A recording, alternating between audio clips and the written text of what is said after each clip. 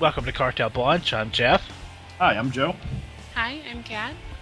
Each week we will be bringing you a World of Warcraft podcast covering various subjects from the game and the community. First of all, let's get those pesky introductions out of the way so we can get on with our program. The three of us all play on the Steamweedle Cartel RP server in the Alliance Guild Maniacal. Alliance, I know, we're still waiting for a decent faction war cry other than, oh god, not the face. We've decided to do this show for fun, to share news and views of all things WoW, such as patches, raids, lore, all the features and trimmings coming down from Blizzard. Again, I'm Joe. I'm not only the guild leader of Maniacal, but I play a very feral druid named Charum. Hi, again, I'm Kat. I play a fire mage named Semi, and I enjoy killing things with fire, shovel tusks, and long walks on the beach. I'm an officer in Maniacal, as well as an avid role player, raider, and PvPer. Hi again, I am Jeff. I play a Assassination Rogue. A man of few words but many talents. Alright, first order of business is obviously the big deal for the time being, the most relevant stuff to go over, and that is patch 4.3.2. It's up on the PTR now. There's some pretty interesting things going on. Some stuff we've been waiting for a while, and some stuff that's kind of coming out of the blue, and it's going to be pretty nice. The big one is definitely the optimization tool, I think, that they're including. That will go through your WoW files, clean them up, kind of like defragging from for your Warcraft folder, from what I gather, right? Yeah, I am very happy about this because my WoW folder takes up like almost 40 gigs. It's just horrible. It is huge. Good for us. I know you and I, Jeff, the 64-bit client is also on the PTR, which I'm not too tech savvy in knowing how much that is going to influence performance and stuff. But for those of us with the 64-bit Windows 7, it's supposed to be pretty nice for things like input latency and stuff like that also. Yes? Yeah, and it's supposed to help with a lot of the crashes that 64-bit Windows users have, and I'm just really excited about it. I don't have that problem. Okay, you don't have that problem. You're still using a bit of the dinosaur, but that's okay. You'll be there one day. But the optimization tool should absolutely help everybody, because our Warcraft folders have just become bloated. Over the 7 or so years some of us have been playing this game, even with uninstalls and all that, and all the patch content that we download that just sits there. It's kind of nice that Blizzard is being like, oh, okay, cool, here, part of our launcher system now, it will weed all that stuff out, delete things, fix pathways and stuff. It's pretty cool. I think that is a great thing for them to do. Some of the other really cool stuff for this patch is the Real ID system, or RID as a lot of people refer to it now. You'll be able to not only cross-realm group with your friends, as you already can, but you will also be able to do old raid content with your buddies on other servers, which I think is really cool. I see a lot of transmog farming, a lot of just hanging out, stuff like that. You still can't do Dragon Soul, either the LFR or the normal version, but I think at this stage in the game it's nice that Blizzard is just, well, to say the least, I think it's actually a good thing that they are putting out new features that are still in development, because it gives us stuff, it shows us what they're working on, and, you know, bearing any glaring bugs, it kind of allows us to beta test. When the cross-realm tool first came out, it was going to be that paid feature later on, and everybody was like, this is awesome. We shouldn't have to pay for this. We really like it, but it should really be a key base part of the game. And Blizzard listened, and now we all can have the cross-realm grouping with our buddies. So I think it's pretty cool that we get to kind of live test this stuff. Yeah, it kind of reminds me a little bit of how Google Labs used to be. They would just throw everything up on a wall and see what would stick. So this is kind of like the spaghetti of Warcraft now. That's okay, because it still tastes great in the end. There's some other good stuff in this patch. There are some minor class changes, which I have them right here. I think we all are looking at them as we're going over this. There's some set bonuses stuff. Mages are actually getting a slight nerf. Some things like that. But one of the big things to come out on the patch that I know at least I'm excited by, and a lot of other people are probably like, oh wow, thank you, is Vengeance. Prospect people and feral druids such as myself going into bear form in PvP, we will no longer be generating vengeance from player source damage. And I think that is fantastic. No more Blood Death Knights running around double Death Strike whacking people for 45,000 a swing. I mean, it was getting really out of hand. But again, good feedback from Blizzard. They look at that stuff and they go, yeah, we're not going to worry about that anymore. Let's take that off. Especially with, I really think, part of me thinks that Vengeance could more or less be phased out, and it may be in 5.0 because they have boosted tank threat so much now. I really don't know if we need Vengeance anymore. It's kind of like the tenacity of raiding at this point, where once we got out of Naxxramas, we didn't need tenacity and Wintergrasp, stuff like that. So, I don't know, more interesting stuff. What have you guys seen that you like coming up? I'm definitely looking forward to the improvements on the LFR loot. I'm definitely excited about, if some 2 pieces of, like Vanquisher tokens drop, and, one person wins it, they just kind of hoard it. That won't happen anymore. So I'm pretty happy about the fairness kind of being... Oh yeah, definitely. That's one of the things I hated about the LFR system, was getting in there and 2 of the same tokens, and it's just ridiculous. People are like, off spec, and then sometimes they would immediately leave, and it was ridiculous. Yeah, just to clarify, what they'll be doing is that I think the loot will be handled sequentially, where somebody will no longer be able to win duplicate items, and I'm assuming it will also apply to weapons and non-token pieces and stuff, but it's definitely a step in the right direction. Blizzard has responded recently that they're happy with the Raid Finder tool, but one thing I think a lot of people that have been upset about how loot has been handled with LFR and people winning copies of items and the way people behave in LFR is that it's a work in progress. I believe I read a while back that the LFR system in its entirety was something they were going to hold off for until 5.0 when Mists of Pandaria comes out, but they decided to go ahead and push it to let people try it out again, just like some of the Real ID features. So it's definitely a work in progress. They're pleased with how it's turning out. They've said, I believe what they said exactly was, we'll continue refining it over time. They're satisfied with it. And basically every time they make it a little bit better, it should continue to make people happy that they're actually actively working on stuff like that. It's kind of the ghosts of the past, where there'll be something that's wrong, more or less, or broken, or bugs and things like that. And I think what's the really offensive term is the Wrath babies, the people that just started playing in Wrath of the Lich King and going into Cataclysm, that they may be expecting things to be handed to them a little faster than is reasonably possible sometimes. A lot of playtesting goes into this stuff, the PTRs, so when there's a bug or something, it's like, fix please, Blizz.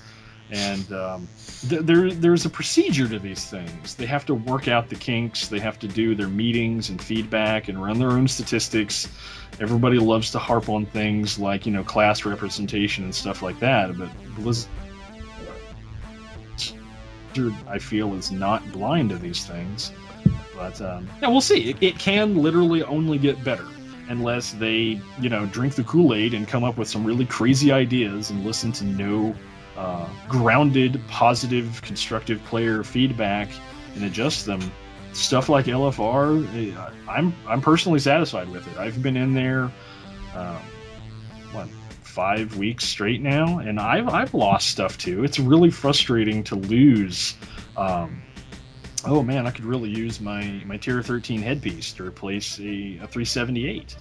And it is frustrating when you get in there and it's a group of literal strangers. Maybe you've queued in with a guildmate or two, But oh, that thing I really want, and then it's like, oh well, my Vanquisher token went to the 13,000 DPS mage who's wearing spirit gear. Yeah, using spirit gems, or and it's for some reason inexplicably has an agility cloak enchant or something. It's like maybe they're reforging for expertise. Yeah, a lot of people seem to be really pro kick on the LFR. If they see anything they don't like, they'll try to instigate vote kicks. And yeah, that kind of works to weed out people that really somebody never had the opportunity to sit down with him and go, man, you're just really bad at this game.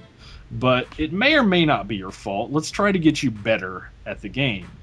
But as a raid leader, as a guild leader, I can sympathize with people that are really frustrated by stuff like this happening, because it's dead weight, or people are being carried. All these terms that we use to refer to stuff that happens like this. But hey, the vote kick tool is there in LFR. So if somebody is rubbing people the wrong way with their attitude, if somebody there's the one big feature of LFR that actually really annoys me versus just losing loot is it's unfortunately it's getting bigger now. Is you'll have somebody go in and stuff drops that they don't even need, and they will roll need on it. And I don't mean like resto druid rolling on leather that's agility gear or something because he has an off spec. I mean a hunter or a death knight or a rogue rolling on their tokens or weapons or non-set pieces, and they don't need them, and they will sit on them the entire raid until something they drop, something that drops they want, and then they'll try to barter for the item and trade it. Oh yeah, I don't need this head token, but I could really use that sword. I'll trade you. And it's pretty shady, honestly, and a lot of people have tried to justify it by like, well, it's I'm a good player, and I'm trying to enforce that the good players get the loot. But nah, I'm sorry, you're being a dick. Roll on stuff you need, and let the system work for itself. Yeah, that actually happened to me this week with a hunter rolled on the gloves and won them, and I had rolled on them too on my shaman, and he was just like, oh well, I already have them, but I'll trade you for them. It's like, oh, that's not very nice. I believe I was there, and then at the end of the raid, it was the Siege of Wormrest, and somebody basically was setting on gear they had taken that they didn't want, and they were like, well, who can take these? And somebody was like, give them to the shaman. That's an upgrade for them. So the guy gave you stuff. But yeah, it's really awesome. Call it karma, but it's still shady, and it still makes you look like an ass. But Yeah, and I also like how in the LFR, some people will pull a boss and then immediately leave and wipe your whole raid. It's ridiculous. Just trolls trolling, which is... I wish they had some kind of tool to root out all the trolls. It's like, would you pull things and kill people with it? Sure. Denied. I don't know if you guys have stuck around in LFR. Like, this happens every time I've been in there, and it's kind of like popcorn and lawn chair moment is... Without fail, at the end of every one of the two phases of Dragon Soul in LFR, whether it's the Siege of Wormrest or the Madness, is just stick around after it's over. I promise you, almost without fail, there is always about 10 people that will stick around for about 10 minutes just talking and complaining about the other players. It's interesting. It's like high school all over again. Yeah, I've always felt that the amount of effort you spend in complaining about something kind of gives that some power over you if it's not constructive. If you were that unhappy with, the way a PvP encounter turned out or something another player did, then handle it appropriately or move on. Just chilling in raid complaining about a mage that did 10k DPS on Hagara, but they left 5 minutes ago. That doesn't make sense. But hey, to each their own, I guess. Meanwhile, I'll get my entertainment and I'll pop out and do my own thing. Yeah. I like the LFR as kind of like a live beta thing. Because I know they do the PTR, but there's not many people who actually do it, or many people who can actually do it. So they just kind of put it out there as, as I see it, as like a beta thing, But they're, still fine tuning it. I don't think it'll ever be done, such as the game itself. But it's nice to have something that will still be constantly improving and always improves your interest in it, I guess. Yeah. So moving on, how do we feel about Dragon Soul as a whole? I like that. This has already come under criticism. When it first came out, it seemed very logical and straightforward, but it's already under fire. People just have to nitpick these things. I think it's working well. And what I'm referring to are the, I'm making little quote signs here, the 3 levels of difficulty of Dragon Soul. A lot of people I have seen, trolling the forums looking for material to talk about, is I've seen lots of people that are in mom and pop guilds and non-raiding guilds, and they don't even consider themselves raiders, but they do LFR and they get to fight Deathwing. And maybe they get some loot, maybe they don't. But for those people, the easier fight, the dumbed down mechanics, however people could criticize LFR, it includes them. And that's important, because that keeps people happy. If Blizzard had done that feature already and then had a whole other expansion to refine it, I think there would be zero criticism to the LFR, normal mode, and heroic mode. Imagine, if you will, how many people did the original Nax Ramus, level 60? I was playing then. The server I was on, the guild I was in, nobody was in Nax Ramus at the time. But then Nax Ramus gets, recycled and rehashed and put out in the beginning of Wrath of the Lich King. A bunch of people get to do Nax Ramus. Not everybody can do 25-man, but a lot of people were able to manage to do 10-man. And after weeks, months behind, whatever, they killed Kel'Thuzad. And that was kind of closure for them. Oh, that's really cool. We got to see this. So imagine if there had been an LFR for the Lich King. I know some people's Warcraft experience was completely validated, if you will, by progressing from Warcraft 1 and Orcs and Humans, Warcraft 3, years of World of Warcraft to finally being able to take down the Lich King. That was such an awesome moment for some people to kind of bring closure to this huge story arc that they'd been playing and enjoying and being fans of for years. Now, for casual people, kind of like us, just steamrolling through Icecrown Citadel and getting to the Lich King, even in 10-man mode, wasn't exactly the easiest thing we've ever done.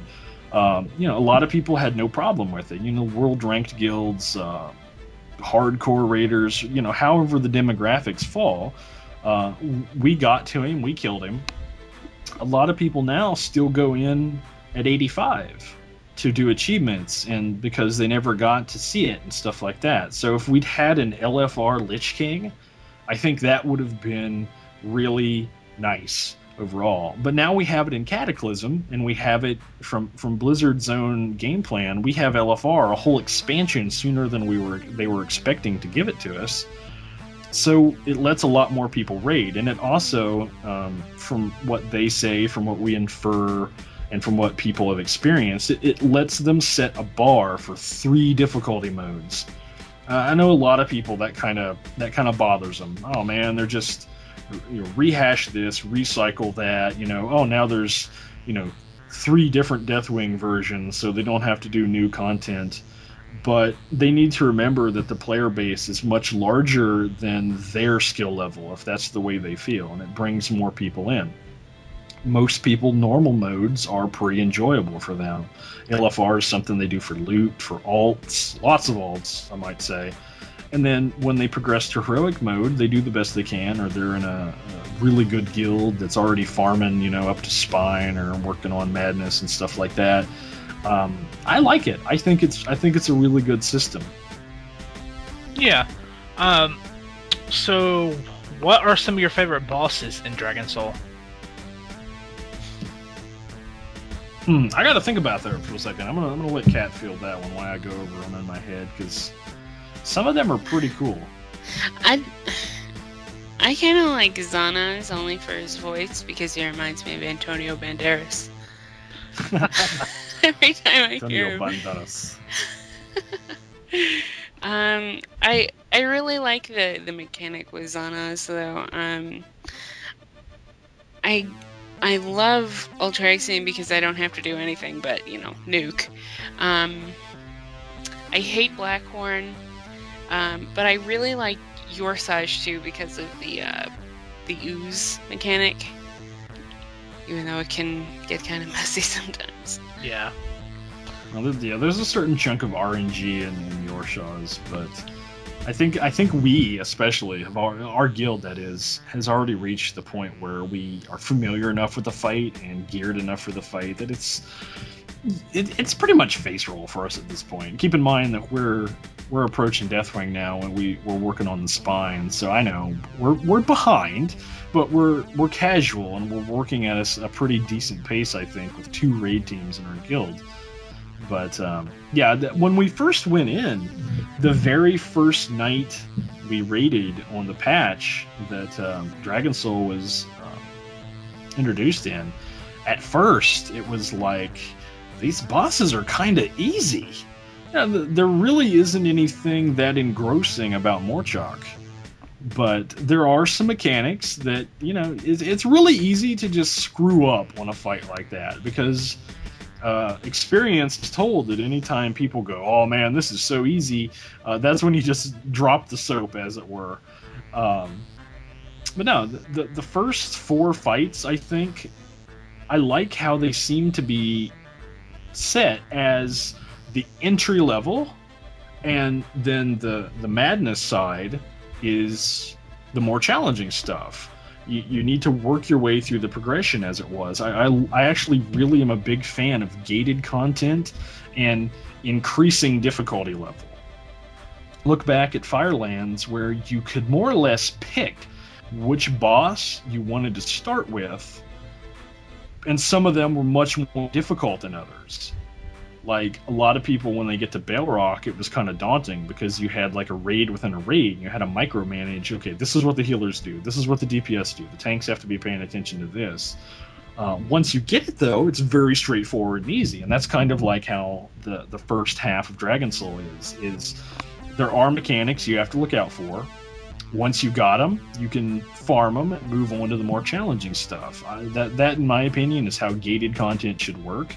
We're on this now, we got it. We're on the new stuff now, we got it. So I really like the flow, and I really like Ultraxian too, because it introduced a few new mechanics. We saw it with like Valiona and Thoralion in I'm drawing a blank. I know it's there, Bastion of Twilight, where we had the Twilight Realm. That was pretty interesting. But the Twilight Realm for that fight was, well, if you screwed up, or if you were working on the achievement or something like that. But we get pulled into the Twilight Realm, and that, from the lore standpoint, from the story standpoint, it makes it interesting, because you're fighting a really powerful dragon if he can just drag your whole group in there. And you kind of get the get out of jail free card in terms of the heroic will button, where, hit the button or you die. Yeah. That's pretty good incentive to learn the fight, where there's more or less 2 abilities that will one-shot you if you screw up. So that was cool. In that essence, I do really like Ultraxian. It's very straightforward, but it was a DPS race. It put stress on the healers, and it basically required everybody to go back to page 1 and keep their situational awareness in line. DBM or bigwigs can tell you, do this, do that, but if you don't notice that debuff that's about to kill you, you have to master it. Yeah. I wish that on Ultraxian you could, get behind him. For a lot of classes, we do most of our DPS behind the target, but with him, you have to group up and stay in front of him. Yeah, it's kind of a downer for Feral, because I Feral Cat DPS. It's kind of a downer for Feral not being able to shred, but I kind of came to terms with fights like that already. Ragnaros was more or less like that, but if you DPS Ragnaros in the Firelands and your tanks can turn in, you can shred him. What was his face? Kolagarn in... why am I drawing so... Ulduar, there we go. There's so many Ulds, it throws me off. But yeah, Kolagarn was like that too. The Glyph of Mangle kind of helps the Druids. I swap that in sometimes for more consistent front damage. But no, it's okay. It is a bit frustrating. I actually like how some fights more or less favor rolls. I wish we had more interesting stuff like that. Dreamwalker in Ironclad and Icecrown Citadel was a good example, because that fight was more or less about your healers. Your DPS and tanks were babysitting ads, burning them down, interrupting them, and then that was kind of just straightforward tank and spank stuff. Your healers had to swim through the air and manage orbs and go through portals and stuff. It added layers of depth onto roles that everybody's pretty much familiar with. I guess another weak example would be Elisrazor, the tanks taking care of the birds. It wasn't just stand there, tank this, taunt off when this happens. You had to manage your positioning and cooldowns and pay attention to the attitude, I guess you would call it, that's changing on the birds. So it was pretty interesting. Yeah. Shall we move on to Legendaries? That was something else we were going to go. I'm looking through the patch notes one more time. It would be kind of silly to just go like, this is what's happening to hunters. This is what's happening to mages. Like I said, I was really excited about the Vengeance change. Poor Cat, fire mages are getting some slight nerfs, it looks like, to their bursts. Weren't they... Didn't they... I'm trying to remember... They... At first they increased the damage done by Fireball and Pyroblast by 6%, and now they're removing that. It seems like. Unless I have my numbers wrong, but they're more or less putting Fire on the same track as Arcane as far as damage, which is not so bad, but... Yeah, part of me wants to be like, welcome to being other classes, where your buffs and nerfs are like a roller coaster. But without getting into a mage hate diatribe, actually the hunter changes are interesting me. When the attack power buff came out, hunters were like, well, what about us? And now you're seeing that aspect of the hawk is going to give them 35% more attack power. Now that's not a buff of 35% more attack power. It means the aspect of the hawk contribution will be 35% more. But yeah, that's interesting. The changes to Black Arrow. I'm not big on hunter stuff that much. I know I hate them and I like killing them. The biggest hunter thing I'm concerned with is going into Mists of Pandaria as a raid leader. But that's, I think that'll be another show for us. Maybe next week we'll go over a lot of the Mists of Pandaria stuff. But yeah. Is there anything else from the patch notes that you two feel we need to talk about, or? Oh, nothing that's come up yet. 4.3.2 is on the PTR. I fully expect there to be more tweaks, more adjustments, things removed, things added. So, hey, maybe next week we'll have some updated notes to go over and give our yay or nay on how things are going. Yeah. Well, let's move on to Legendaries. Yay, Dragon Wrath. The first thing that comes to mind. Yeah. For the life of me, I can't remember why. I'm sorry for interrupting. We did want to go over Legendaries on this show, and I can't remember why, but we do, as a guild, we're working on our first Dragon Wrath for Cat, for our mage Simi, and we're getting pretty close, but I think we decided to go over kind of an overview of how the legendary progression has been and how we feel about that. So I hate it. You hate it. I think we all have a little bit of contempt for the rogue legendaries. I think everybody does. So, except for rogues. Yeah, rogues I'm a rogue, and I can see everybody's point. It's so much easier.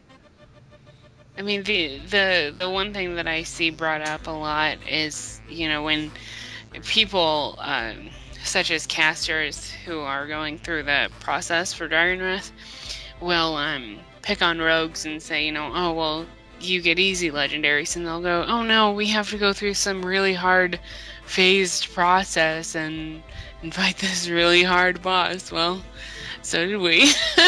Yeah.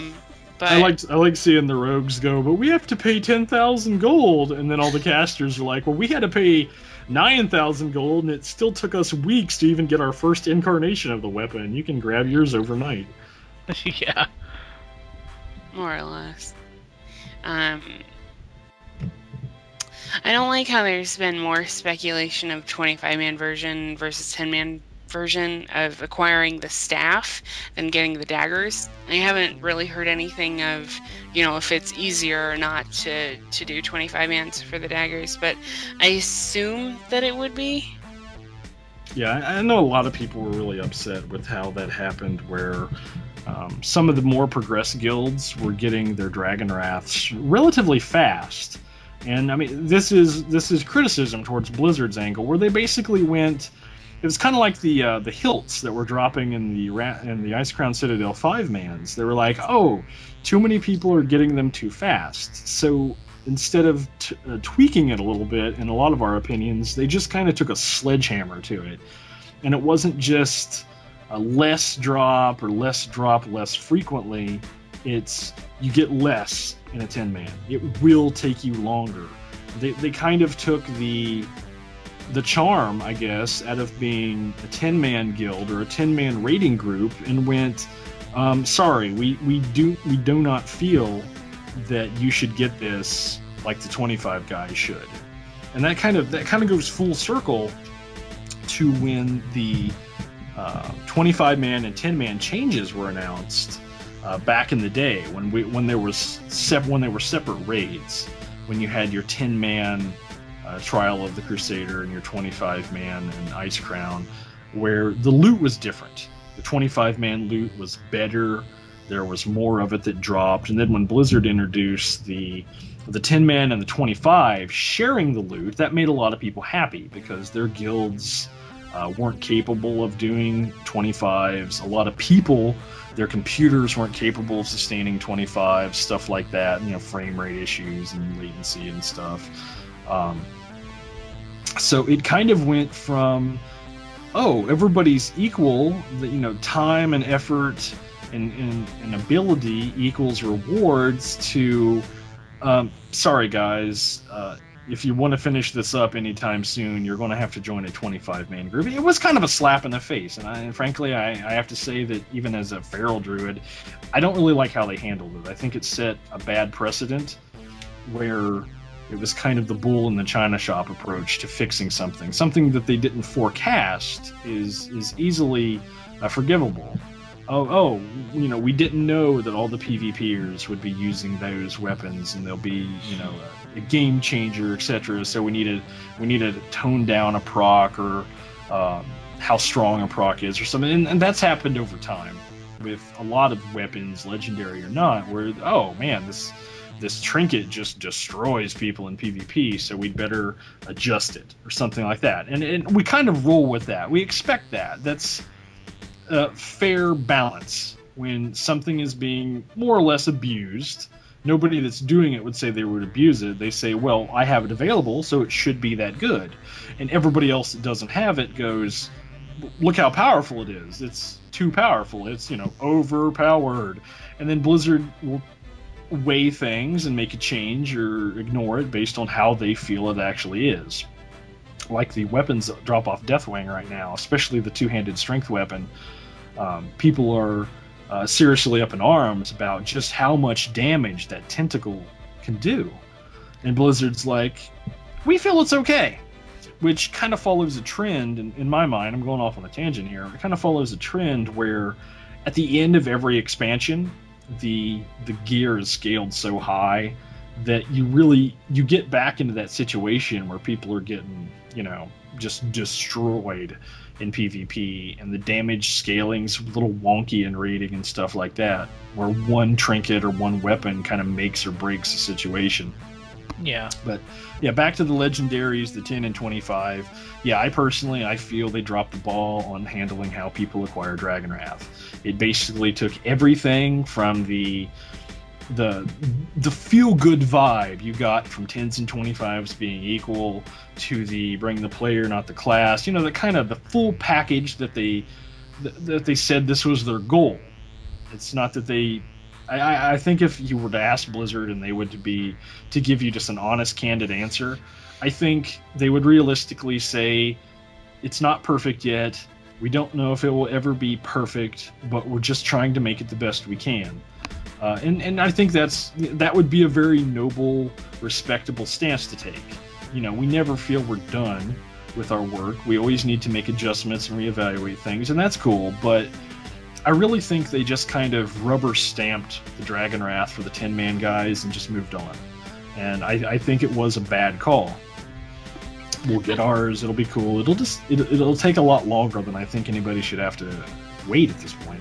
Yeah, the 10-man version takes, if you do the math, it does literally take you twice the time it would if you did a 25-man. So you could do 10-man for 2 to 3 months for your last bit, or you could do 25-man for like 2 months, maybe less, probably less, and get it no problem. Yeah. I don't think we've seen... to my knowledge, nobody's actually completed the Fangs of the Father yet, so I don't think we have... Yeah, I mean, every time we go through our 10-man, we toss quite a few of those components at Jeff, because he's got Fear and Vengeance, and he's already working on his. And you're almost halfway done with the first part, aren't you? Yeah, I think I've collected 100 and something out of the 333. Yeah, I'm pretty sure when I asked you last week, I think you were right at the halfway point. So you've more or less caught up with the essences that Kat needs to complete. I'm her at final, 100. yeah. I'm at 138 out of 250, and I have. She's not bitter or anything, but it's really kind of a slap in the face. I honestly do, and this is my take on Legendary, since we're kind of on the Legendary vibe. Is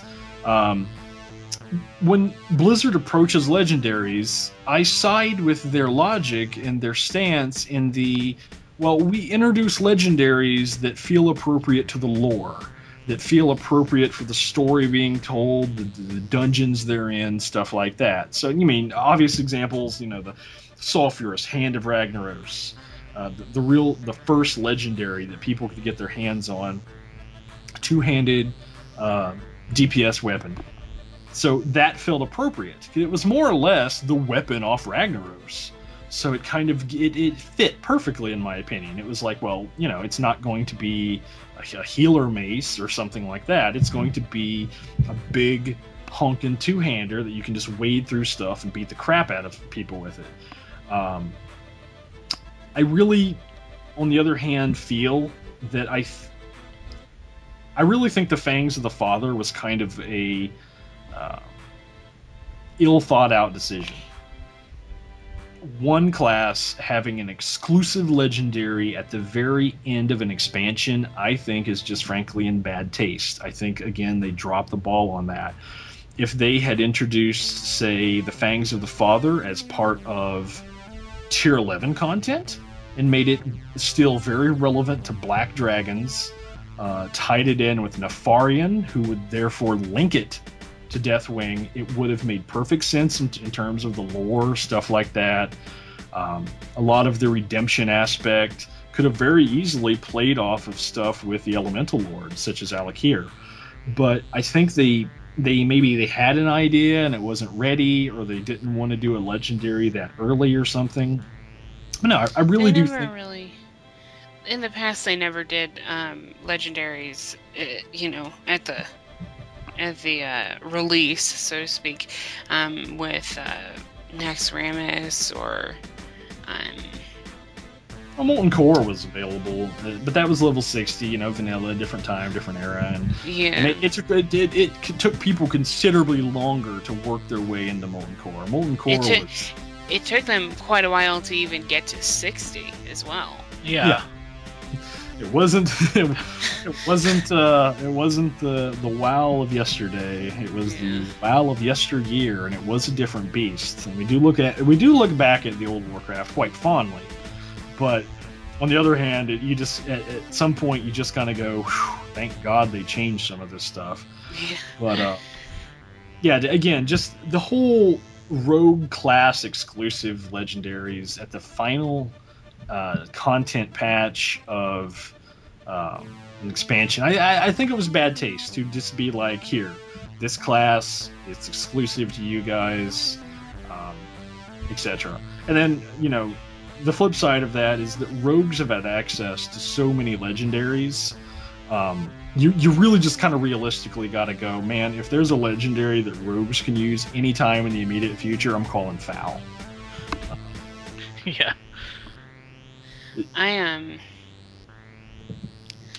had something to say. It's okay, Cat. I had this idea. I mean, I'll bounce it. I'll tell you guys, and then if anybody listening has an opinion on this, is I always thought because when you look at legendaries and you do consider Blizzard's approach, which I think is a good approach, legendaries should feel relevant to the content. It should make sense to the story. If there was a legendary from Ulduar, it should have something tying it into the either the old gods themselves or the Titans, so it wouldn't be like a gun or something like that. But dude, spinning my wheels here. The whole class hierarchy of legendaries. There we go. That's what I was trying to get at. Is a lot of people, both sides of the fence here, a lot of people will point out, well, this class has had access to this many legendaries, and casters have had, Dragon Wrath, and certain casters could use Valinir, and casters also had Atesh. And then, the flip side of that is that, like, how many people actually completed Atesh? How many people actually... I could be completely wrong here, but I think I read somewhere once that only, 3% of all of the Warcraft players, and this was when there was a lot more importance on how many players Warcraft had compared to other MMOs at the time that were still going, like Ultima and stuff like that. I read somewhere only 3% of the player base at all got to see level 60 Naxxramas. So completing all of that stuff, you can't really say that casters had access to Atesh. And even Sulfurous was a labor of love for guilds for months. And I started farming one for my druid in Burning Crusade, and just off of getting the drop of the Eye of Sulfurous off Ragnaros, it took me literally 3 years to complete that weapon, just casually farming Molten Core, every other reset, stuff like that. It would not drop. So there's RNG in legendaries, there's lore considerations in legendaries, and then there's the charts of both sides of the fence. Who can use this weapon, who can do that weapon. Well, you can't have nobody can use the argument anymore that you can't have a legendary just for one or two classes, because Fangs of the Father right there staring us back in the face. So should you expect, this is what I'm proposing, should you expect legendaries to be a little more specific, especially if maybe they tailor them more aggressively in, say, tier 11, tier 12, tier 13. If every tier of every expansion they could develop a legendary that would be good for one or two more tiers for the class that gets it at the time. I think that would be fair, it'd be interesting, as long as they work it into their story. But the idea I had, and a lot of people kind of shot this down when I mentioned it, and this was back in Wrath of the Lich King, when people were complaining about Shadowmourne. Because when Shadowmourne came out, it was, oh man, another two-handed strength legendary? Sulfurous was not that long ago, even though that was like 3 years ago. What if they just approach Legendaries the way they approach the Battered Hilt? The items could be farmed through... Is my phone going off? The items could be farmed through raiding, drops, quest change, like the Primordial Sarnites. There's money involved, there's time involved, commitment. Guilds can decide who gets things, stuff like that. However people handle things. But what if they made Battered Hilt style Legendaries? Where there were engrossing quests, challenges to complete, etc., etc.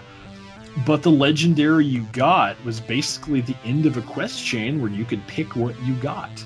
Maybe there would be, if there was pretty cool. If there was a caster dagger or a agility staff or a strength sword or an agility axe, things like that. I think the immediate criticism of that was, well, it would just create too much problem. There would be too many problems. Because everybody would be like, oh man, the guild leader would just give it to himself and his favorite officer or his girlfriend or his, a really crappy girlfriend that plays the disc priest that, wands in the middle of boss fights, stuff like that. I don't think trying to circumvent drama is a valid approach to dissuade developing the game. I think that's both not Blizzard's concern and not their responsibility. If they did a Battered Hilt Legendary, why not? It would be up to the players to handle how they approach it, which, in my opinion, is how it's supposed to be. Blizzard designs, facilitates, balances, develops, and then adjusts when need be, and the players explore the content. So, I don't know. I always thought that would be an interesting approach, but when I mentioned that the first time, back in Wrath, people were like, no! Yeah. I think it's a really cool idea, and hopefully they do end up doing something like that soon. I think it'd be nice. You never know. Especially it would kind of help quell the anger of Absolution, who complains about not having an enhanced showman legendary so far. But he's a masochist. He likes being the redheaded stuff. That's true. He likes being the target. I don't know. You see, we can't have a legendary fist or axe that's agility for enhancement shamans, because then rogues could do it too, and then people start flipping tables and stuff. But I genuinely feel that would be a pretty decent approach. Maybe not every tier of every expansion, but throw it in the middle gear. Maybe the tier 12 of Mists of Pandaria. Throw in a wildcard legendary like that guilds can develop and build basically whatever they want. I think it'd be cool. But hey, I'm calling it right here. Death Knights, they had some nice stuff given to them when they came out in Wrath. Now we're getting monks. I'm calling it. I'm thinking the next legendary is going to be an agility stick that feral druids and monks can use. Ooh, that is, I hope. I think I think a lot of people had kind of expected that to be the next legendary when Firelands was out. Speculation after Dragon Wrath was, oh well, maybe an agility stick will be next. Everyone, I remember a lot of people were just talking about it. Oh, for hunters and feral druids, and seems to fit with the number of people who can use it spec and class wise, such as how many people could use Dragon Wrath or the Warglaives or even the bow. Well, there's another approach right there, because you've got weapons that are exclusive because of the way they're designed, and then you've got weapons that have potential to be used by other classes. Ret Paladins, Death Knights, I think even a few Misguided Warriors used some pole arms back in Wrath. Black Ice, for example, I think was really popular with Paladins for some reason. I don't remember the particulars about it, but because it was pretty. Yeah, because it was a very pretty weapon. But there could always be the potential of introducing a really powerful weapon that is more or less a blank slate. We've had people are like, oh, Feral won't get anything else because they got Fandral's Flame Scythe. Hunters used it. Feral's got to turn into a pretty fire cat. So a lot of people are already like, oh, hybrid classes, shut up. You've got your cool stuff. But there's another idea that Blizzard could revisit is dual weapons. You had it with Anathema and what was the other one? Benediction? Was that Benediction. The priest staff that you could basically click to effect and turn it into a healing weapon or a DPS weapon. There was the weapon from Sulfur and Harbinger and Molten Core, Vendor Strike as it was, that basically you could flip it over and do the same thing. The repurposed one from Onyxia had the same function built into it, if I recall. So dual weapons could also be good if a weapon could be a polearm that could be one side agility for hunters and druids and monks, although of course hunters won't have their stat stick anymore. This is forecasting, but you flip the weapon over basically and it turns into a strength polearm for arms warriors and death knights and ret paladins. Each side could more or less have its same item budget. That's one of the big things about balancing weapons is, well, you can only really put 100 points of goodness into this thing. So if it's got this much strength and that much crit, well, the other stat it could have is hit, haste, or mastery. So it can have up to this much, and then you could put something else into another stat. Maybe this one's got a bunch of stamina. They could just balance each side. Oh, this thing is hitting, it's not as well itemized as we thought it would be for warriors. So now the strength side of this thing, it has expertise or something like that. That's, I think, dynamically changing and updating things is something that I kind of think it's a gold mine that Blizzard has kind of got available. And if they look back into the past, they've toyed with these ideas before. A few exclusive items, stuff like that, where if they were like, you know what? Everybody accuses us of recycling content like we're lazy, but why don't we revisit some older ideas that weren't fully developed and expand on them in new content? I think that would be a very healthy approach for them, and I think it would add loads of new, wouldn't necessarily content, but it would add loads of new features and flavor to the game and stuff like that. Yeah. You have to think about how many people actually work for Blizzard and how many are, in their immediate, in the room, so to speak, for when they do their ideas and kind of come up with things. So I think there's a lot of potential from, just a lot of different ideas and things that could be put forth that a lot of people would like. That idea specifically with kind of like the Benedictus Anathema approach, I think they should really go back to that. I think it would be really cool, honestly. Yeah. I don't know. Is there anything else we want to talk about, or?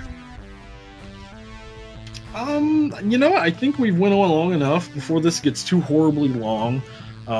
We were going to go over some closing thoughts, and I think for myself, I more or less expanded on everything I had in mind during the bulk of this. So I don't really have anything else to add myself, but we do already have some material lined up for our next show to go over. We will be discussing the battle tag system that's coming out, which is kind of a supplement to Real ID, standalone also on the side. We will spend a good chunk of time going over the lore of the game, and the story itself is whether it's compelling, changing, disappointing, stuff like that. A little more time, obviously, going into Mists of Pandaria, which is the next big thing to discuss, what people are looking forward to. And then even a little bit of the Warcraft versus the Old Republic. because I think it's really important to keep stuff like that in mind. Not to get on too much of a tangent on that, but a lot of us feel that are still playing Warcraft is we want games like the Old Republic to succeed because it will keep the bar rising. If everybody criticizes Warcraft of being old and not inventive anymore, and on the other side of the coin is everybody says that all the new MMOs copy from Warcraft, when Warcraft actually took things from other stuff too, and it's basically an idea pool. That looks good. Let's do something like that. Let's change it a little bit, develop it further. And then the original guys are like, well, look at what they did with what we did, so let's work on something too. We want the Old Republic, for example, to be a very successful game that people have fun playing, not out of spite because they like Star Wars or anything. But because if the Old Republic is successful, Warcraft has to work a little bit harder to stay successful, and it's kind of developing. It's kind of like a market where competitive pricing, as a kind of weak analogy, where we'll sell you this, we'll sell you that, and if that guy does it cheaper, we'll lower our prices too. And it's kind of an ongoing effort in providing a good product for people that they want to keep invested in. Yeah, definitely. I do think that is everything we got. If you guys want some closing comments? I just wanted to thank people for listening, and hopefully we didn't bore you to death. I'm sure we would love your feedback and suggestions, so you can drop some comments in our YouTube video, or you can email us at cbwowcast@gmail.com. We look forward to hearing from you, and we hope to do many more of these shows, so thank you for listening. Thank you all. Thank you.